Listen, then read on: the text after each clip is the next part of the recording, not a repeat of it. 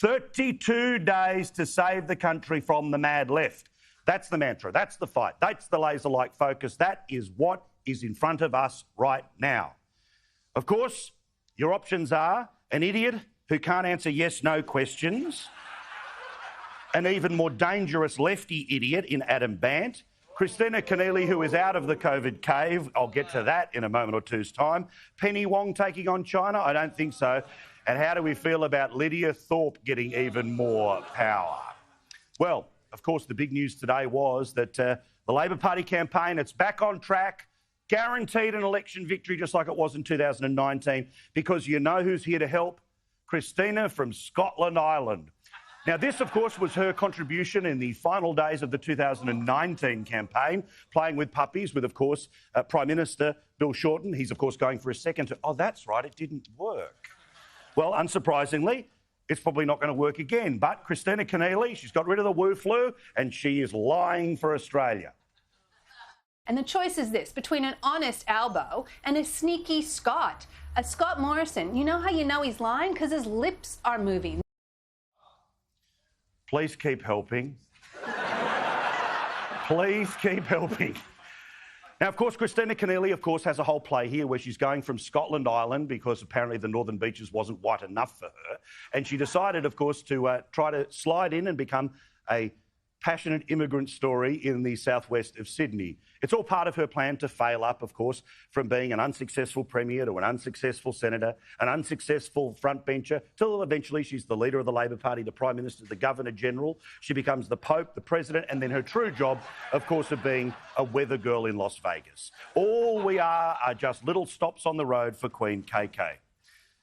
As for Albo, what he was trying to do today was, well, take the lowest road to the highest office.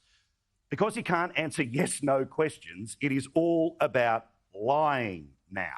The lies get bigger and wilder each and every day, and we've still got 4.5 weeks to go. Number one lie that Each Way told today.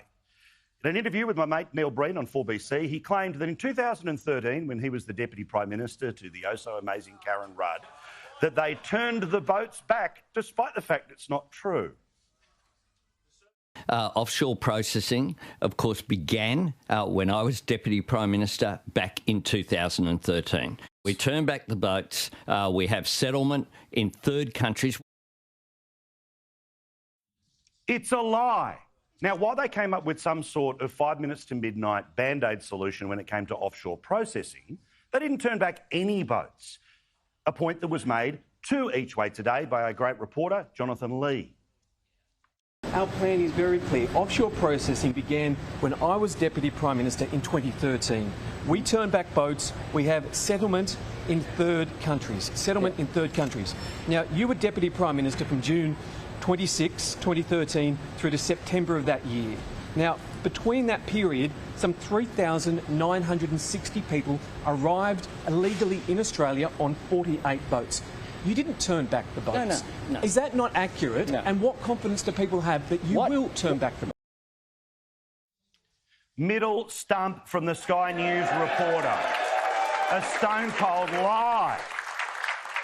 And then there's the one, of course, that they support Operation Sovereign Borders. We support Operation Sovereign Borders. We've said we support the offshore processing system. We've said we support boat turnbacks. We've said we support settlement in third countries. There is a difference that we have over temporary protection visas. Each Way is telling a lie. Because, as you know, Operation Sovereign Borders isn't just the name of something that you order on Uber Eats. It actually requires all three things to be done. Jim Molan, who, of course, was the bloke who was turning back the boats, he told this to Peter Cridland last night, that if you support Operation Sovereign Borders, you support it all, not some of it. It's not a buffet. Operation Sovereign Border consists of three factors, and you cannot say that you support Operation Sovereign Borders unless you support all three. Oh, and if you're one of the people on Twitter who's trying to turn around and say, oh, this is like a 2001 issue, no one cares about this anymore, Jim Molan on how many people with a fistful of dollars are waiting to pay people smugglers in Indonesia. There are 8,000 people, as we know, 8,000 Afghans waiting in Java to come to Australia. The people smugglers, Peter, as you know better than most people, are watching every single thing that we say. So the boat stuff, lies every day. And then there is the massive lie that the government is planning to move particularly old age pensioners onto the cashless welfare card. We talked about this a bit in the past couple of days. It is a stone cold lie. It is absolute garbage. It is not true. I'm sorry, I've got to say it. It is bullshit. Now, this particular lie is being pushed in part by letterbox dropping that is going into old age pensioners' homes, particularly on Bribie Island here in Queensland. That's what the leaflet looks like. And just in case you don't believe me, lefties who hate watching the program tonight, I don't care, ratings count in both directions. The ABC did a fact check on this and they call it a lie. Now, by the way, the media wants to call this an election scare. It's not an election scare, it's an election lie. And it happens all day, every day from these people. And then there's the third big lie that Albo was trying to push today, and it goes back to his promise about cutting your power prices. Our modelling very clearly out there shows that households will benefit by $275 on average.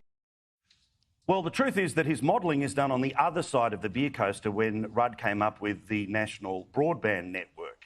Because the reality is that to get to whatever dreamland they want to get us to, you have to spend billions of dollars physically building the infrastructure. As I've told you before, he has a $20 billion promise for a $1 trillion problem. And it's one that the government is seizing upon, suggesting that power bills, that they could end up going up by more than $500.